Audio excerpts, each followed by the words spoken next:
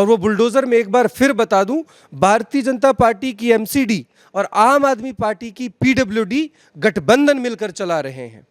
आज देश में, देश की राजधानी दिल्ली में जो मुसलमानों पर जुल्म हो रहा है, जो पीला पंजा दिल्ली के मुसलमानों पर चलाया जा रहा है, उस पीले पंजे पर स्टेम आम आदमी पार्टी के पीडब्ल्यूडी डिपार्टमेंट की लगी हुई। यानी कपिल सिब्बल जी कोर्ट के माध्यम से इस चीज के लिए लड़ रहे हैं। और जम्मू कश्मीर की जनता को यह जानकर खुशी होनी चाहिए कि आज सुबह ही सुप्रीम कोर्ट ने वहां पर स्टेटस क्यो का ऑर्डर दे दिया है कि वहां पर अभी जैसे भी वहां पर सिस्टम है उसको रोक दिया जाए। हालांकि इस देश में न्यायालय का, कोर्ट्स का मजाक उड़ाने की कोई कसर भारतीय जनता पार्टी नहीं छोड़ रही है। उस ऑर्डर के आधे एक घंटे तक भी वहां बुलडोजर चलता रहा। जम्मू कश्मीर में कांग्रेस कहां पर है? आम आदमी पार्टी जम्मू कश्मीर में आ चुकी है, एंट्री कर चुकी है, और एंट्री करने के बाद आम आदमी पार्टी को लेकर चर्चा लगभग सभी राजनीतिक दलों में है। लेकिन जिस पार्टी की जम्मू कश्मीर में सरकार रही, जो पार्टी अलग अलग कोलिशन सरकारों में अलग अलग कोलिशन सरकारों का हिस्सा रही, आखिरकार वो पॉलिटिकल पार्टी लुप्त क्यों होती जा रही है? इसी पर बात करने के लिए मेरे साथ हैं जम्मू कश्मीर की युवा कांग्रेस के प्रवक्ता जहांजेब सिरवाल। जहांजेब, सबसे पहले मुझे ये बताइएगा कि आम आदमी पार्टी की तो चर्चा है, लोग आपके इलाके में गमछा और टोपी पहन रहे हैं आम आदमी पार्टी का, लेकिन कांग्रेस नज़र नहीं आ रही, यूथ कांग्रेस नज़र नहीं आ रही, वजह? जी जुनैद भाई, पहले तो आपका शुक्रिया। ये नई दुल्हन की 9 दिन वाली चर्चा है जो आम आदमी पार्टी की आज गली नुक्कड़ों पे आप चर्चा की बात कर रहे हैं। पहले तो मैं ये चीज़ स्पष्ट कर दूं कि इनका नाम आम आदमी पार्टी नहीं, आम आदमी विरोधी पार्टी होना चाहिए था। क्यों आम आदमी की विरोधी? क्यों? आम आदमी के हक में काम कर रहे हैं, वो 300 यूनिट बिजली फ्री कर रहे हैं, दिल्ली में 300 यूनिट बिजली फ्री दे रहे हैं, फ्री एजुकेशन की बात कर रहे हैं, सब कुछ फ्री देने की बात कर रहे हैं। जी देखिए, ये मोदी जी के अच्छे दिनों की तरह ही फ्री बिजली और फ्री पानी वाले वादे हैं। मैं ये स्पष्ट कर दूं कि देश की आज़ादी से पहले अंग्रेज़ों के गुलाम रहे संघ की आइडियोलॉजी के नेता केवल अनपढ़ नहीं, कुछ पढ़े लिखे भी थे, कुछ आईएएस ऑफिसर्स भी थे। उन पढ़े लिखे आईएएस ऑफिसर्स का वर्जन जो है, उसी गुलामी वाला वर्जन, वही देश विरोधी ताकतों वाला वर्जन, उसका जो वर्जन 2 है वो ये आम आदमी पार्टी। वो कैसे? आज सबसे बड़ी मिसाल इस देश की जनता देख रही है। जब दिल्ली में भारतीय जनता पार्टी की एमसीडी और आम आदमी पार्टी का पीडब्ल्यूडी मिलकर इस देश में जो आज बुलडोजर सरकार चल रही है, उस बुलडोजर सरकार का निर्माण दिल्ली जहांगीरपुरी में भी आम आदमी पार्टी की तरफ से किया गया। आम आदमी पार्टी के सबसे बड़े नेता अरविंद केजरीवाल जी चुप, मौन धारण किए हुए हैं। क्यों? क्योंकि आगे एमसीडी का चुनाव जीतना है। लेकिन वो कह रहे हैं, उनके एक नेता और राघव चड्ढा कह रहे हैं अवैध था वहां पर जो कुछ बना हुआ था, और उस अवैध चीज को बीजेपी ने बनवाया और अब वो खुद ही तोड़वा रहे हैं। ये अवैध केवल जहांगीरपुरी हिंसा के बाद ही इनको दिखा। ये अवैध आज उनको वहाँ पर सत्ता में बैठे हुए कितने साल हो गए, ये अवैध आज ही क्यों दिखा जब इस पूरे देश में बुलडोजर नैरेटिव का काम किया जा रहा है? मैं आपके माध्यम से देश की जनता को और जम्मू कश्मीर की जनता को ये बता दूं कि आज जो बुलडोजर देश के अलग अलग राज्यों में चलाया जा रहा है, वो केवल उन गरीबों की झुग्गियों और मकानों पर नहीं, इस देश के संविधान पर चलाया जा रहा है, इस देश के न्यायालय पर चलाया जा रहा है, आईडी ऑफ इंडिया पर चलाया जा रहा है। आप देख लीजिए, आपने कहा कि जम्मू कश्मीर में आम आदमी पार्टी के आने से ये होगा वो होगा। जब आज से 3 साल पहले जम्मू कश्मीर को एक अनऑफिशियल जेल में तब्दील कर दिया गया था, जब हमारे बच्चे बिना इंटरनेट के सफ़र कर रहे थे, जब हमारे यहाँ पर पब्लिक रिप्रेजेंटेटिव्स को बंद कर दिया गया, लोगों का गला घोटा गया, उस समय पर इसी पार्टी के सबसे बड़े नेता अरविंद केजरीवाल जी और उनके सभी नेतागण दिल्ली में जश्न मना रहे थे।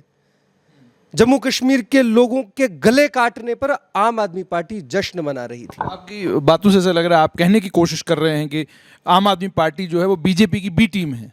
जी, मैंने आपको स्पष्ट किया कि इस देश में 2 ही ताकतें हैं, या तो गांधी या तो गोडसे।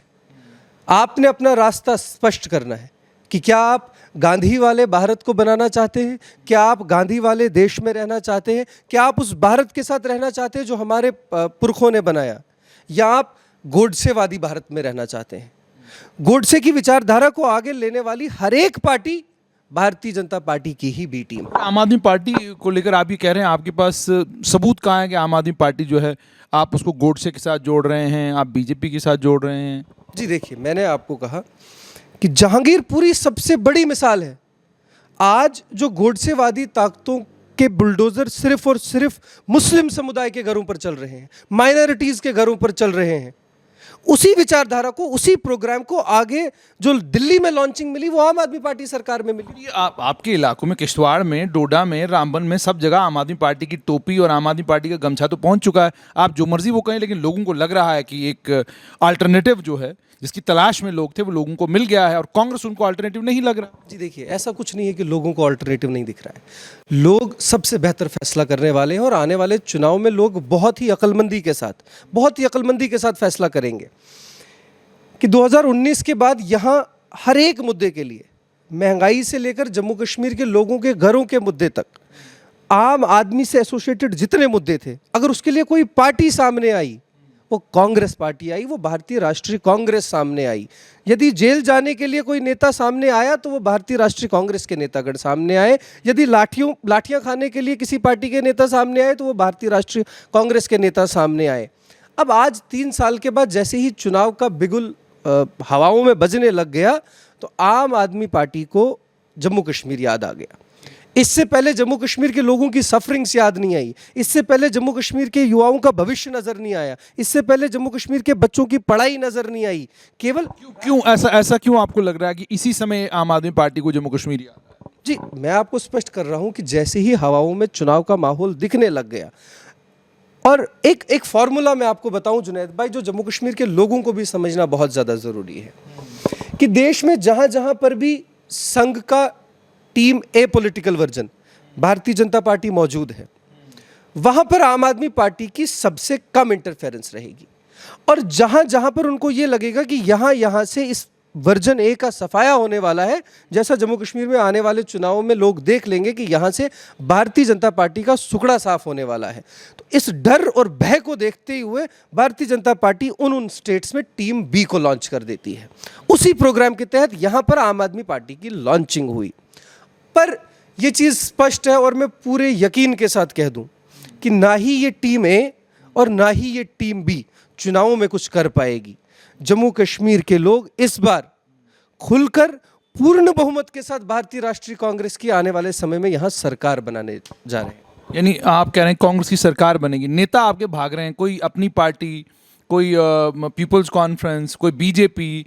अब जो बचे खुचे नेता हैं, सुनने में ही आ रहा है वो आम आदमी पार्टी जाना चाहते हैं। तो मुझे ये बताइए, बिना नेताओं के आप चुनाव कैसे जीतेंगे?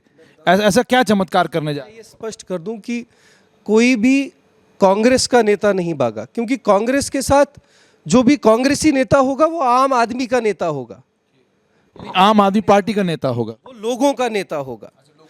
ये दल बदलू जो है ये कभी भी विचारधारा के साथ जुड़े ही नहीं थे। लेकिन यही दल बदलू, जब मान लीजिए कल आपकी हवा चलनी शुरू हो जाएगी, फिर वापस आएंगे, फिर ये दल बदलूं को आप अपनी पार्टी में दोबारा वापस ले लेंगे और आप जैसे जो नेता इस वक्त पार्टी के अंदर बने हुए हैं, आप साइडलाइन हो जाएंगे। जनाब आप जरा साइड पर रहिए, नेताजी आ गए, बड़े नेता हैं। जी देखिए, हमें इस चीज़ का कोई गम नहीं है। मैंने पहले भी आपसे, आपके चैनल से बात करते हुए ये बात कही थी कि मेरे लिए राजनीति का मतलब राष्ट्र सेवा, राष्ट्र निर्माण, जन सेवा, जन कल्याण है।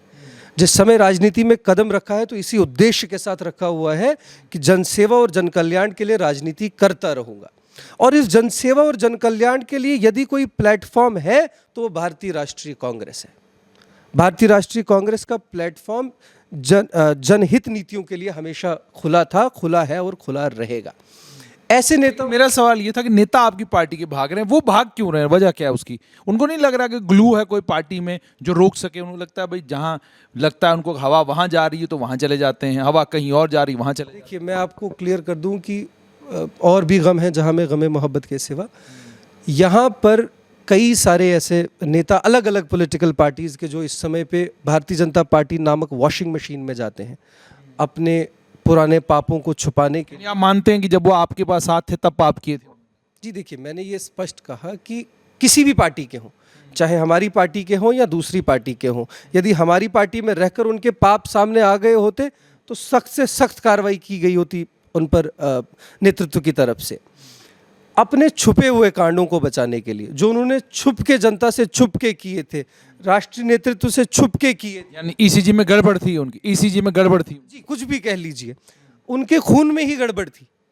तो उसी गड़बड़ी को छुपाने के लिए ईडी सीबीआई जैसी चीज़ों से बचने के लिए उन्होंने दूसरी पार्टियों का दामन थामा, चाहे टीम ए में जाए या टीम बी में जाए।